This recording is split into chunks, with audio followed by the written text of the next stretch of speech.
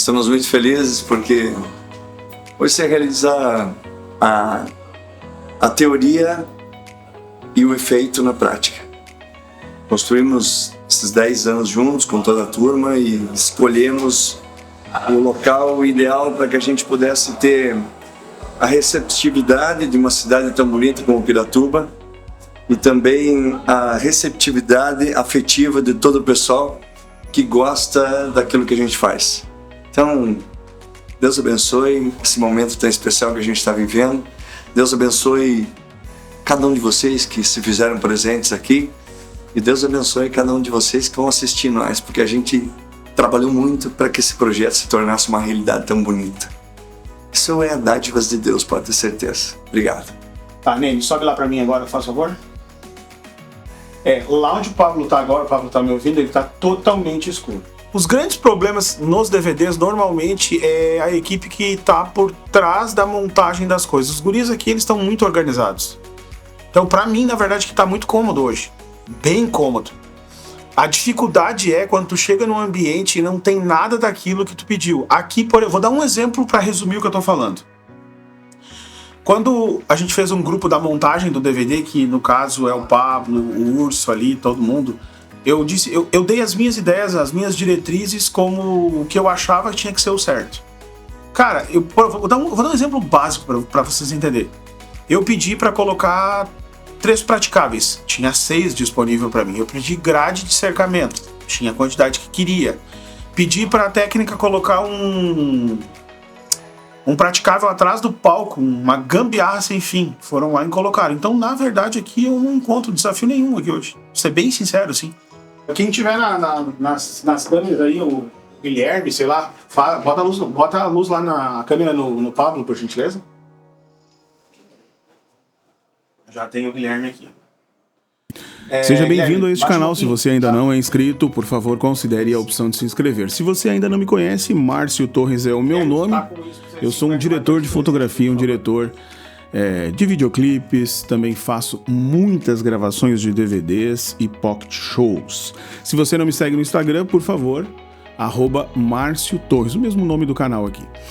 No nosso vídeo de hoje, como eu já tinha abordado num vídeo anterior aí no canal, falando sobre a diferença, né, de um pocket show e a gravação de um DVD, e até citei lá naquele vídeo imenso que eu fiz lá, que eu iria fazer no próximo final de semana, que eu gravei aquele vídeo, que já faz um bom tempo, a gravação de um DVD de fato, né, um DVD que marcava lá 15 anos de carreira de um artista que se chama Rogério Magrão e Banda. E sim, fizemos um excelente trabalho. Só esse pontinho, vai pra trás, Guilherme, quer alguma coisa? Vai. Pode mais. Vai mais, Guilherme. Ó, daí pra frente. Fica aí, Guilherme, pra nós. Ele tá nos ouvindo lá, se precisar que ele se movimente, tu pede. Tentar mostrar como é por trás dos bastidores. A gente foi pra lá um dia e meio antes da gravação, né? Nos instalamos e, por sinal, muito bem instalados num hotel. Chegamos numa cidade chamada Piratuba, em Santa Catarina. Eu não conhecia essa cidade, eu não fazia ideia que cidade era. E essa cidade é uma cidade turística que tem águas termais. Então eu tive a oportunidade de ir no centro ali pegar algumas coisas, comprar fita gaffer, comprar água para a equipe e coisa e tal. A cidade tem um movimento gigante de turistas devido a essas águas termais. Mas vamos nos focar aqui ao nosso assunto, que é o DVD. Sim, este é um DVD grande. Um DVD grande. Esse é um DVD de porte, digamos que é um DVD regional, obviamente, né? Mas a estrutura foi feita como se fosse um show nacional, né? Principalmente baseado nos grandes DVDs sertanejos. Então foi colocado uma grande boca de palco, painel muito bem trabalhado, tinha profissionais especializados para atender esse painel. Até vou dar um nome aos bois aqui, o Márcio, o Urso, tive o prazer de conhecer, um excelente profissional, entregou exatamente aquilo que eu tinha combinado e pedido com antecedência. Também tivemos o Pablo, que é o iluminador, iluminador do próprio Rogério Magrão, que nos atendeu perfeitamente, toda a produção do William, que é o produtor do cantor.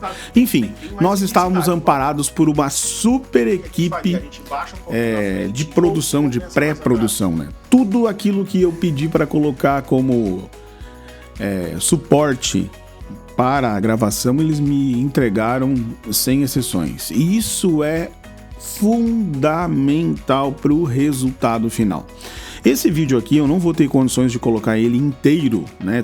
Tudo o que aconteceu dos bastidores durante a gravação, porque senão se tornaria um vídeo muito extenso. Eu acho que eu vou mostrar um pouco aqui hoje de como é um dia antes, como é um pouco antes da gravação, como que eu faço, né, para sincar todas as câmeras, como é que eu mando o sinal para a mesa, tirar algumas dúvidas, né, até que surgiram lá no dia da gravação que algumas pessoas me perguntaram: tu grava tudo na mesa? Tua mesa é uma ISO?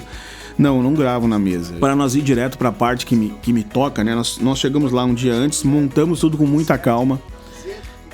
Primeiro eu posiciono as câmeras, né? O mapa de câmera eu já tinha feito com antecedência, então até vou botar aqui um print do mapa de câmera que eu tinha enviado para os meninos, para a equipe, para eles entenderem como que seria essa gravação, como que eu via isso. Mudou pouquíssima coisa lá no dia, né? Então praticamente eu executei o plano de câmeras que tinha criado.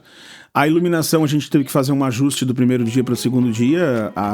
Acabamos entendendo que havia necessidade de adicionar mais potência na luz de fotografia. Isso foi me atendido de pronto pela equipe do Rogério Magrão, né, pelo Pablo. Simplesmente, ok, precisamos de mais, perfeito, vamos vir mais luz. Veio mais 18 cabeças de luz. Então a preocupação em resultado final aqui era extrema, e isso nos traz um resultado final muito bom. Nós estávamos com uma equipe de 8 câmeras.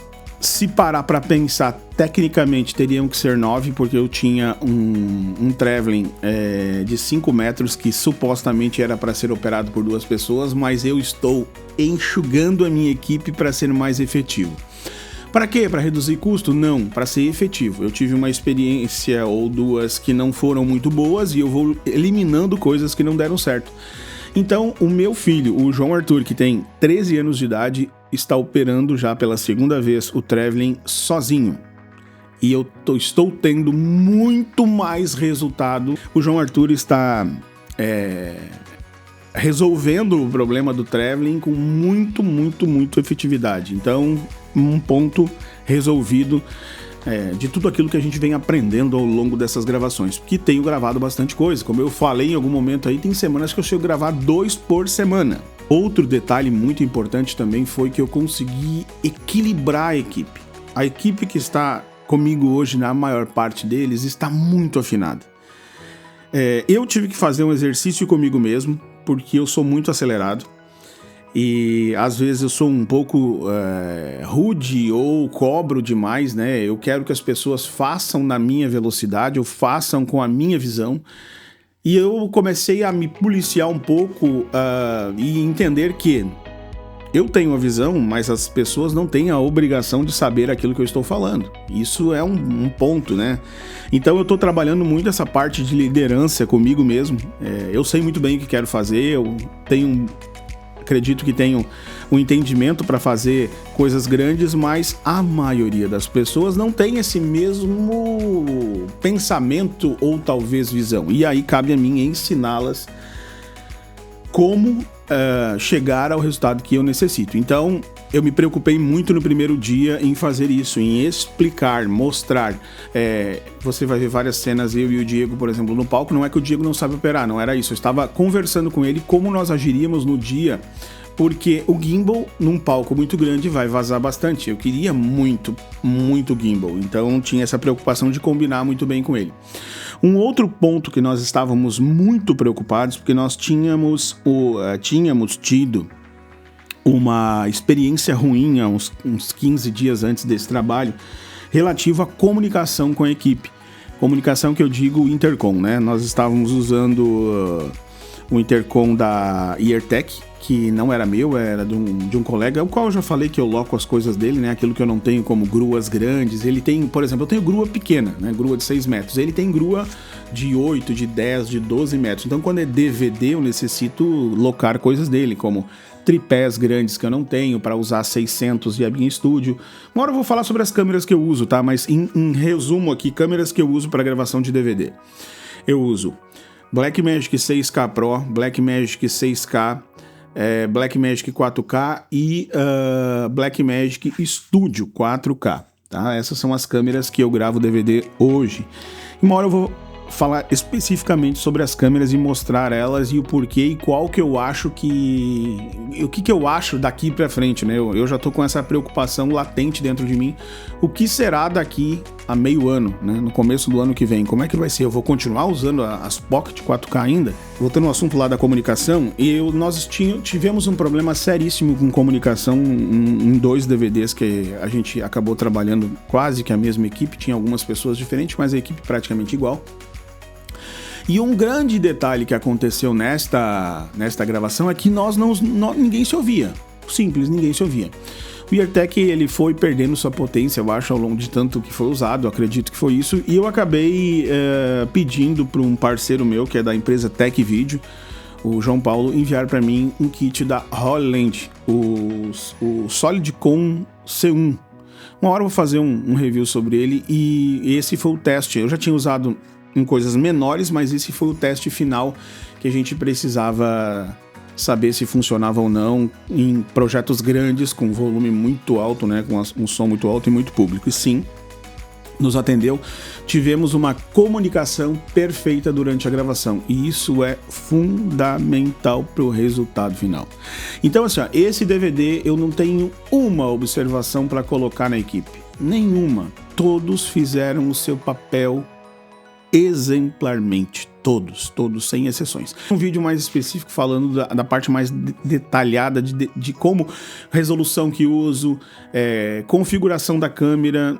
Isso é uma coisa que ninguém fala, né? Tu não vai ver o Anselmo Trancoso ou não usar outro exemplo e agora, por exemplo, o Gui Dalzotto, que tá gravando os DVDs do Luan Santana, por exemplo. Eu tenho liberdade de conversar com ele, mas a maioria das pessoas não tem essa liberdade. E eles não falam qual é a configuração que eles usam, nem o ISO que eles escolhem. E eu vou fazer um vídeo especificamente falando sobre isso, né? E o porquê da escolha hoje de gravar tudo em RAW, de gerar tanto conteúdo. Esse DVD me gerou 6 teras e alguma coisa. 6 teras, exatamente. E isso assusta muitas pessoas. Como assim tu vai usar 6 teras? Pois é.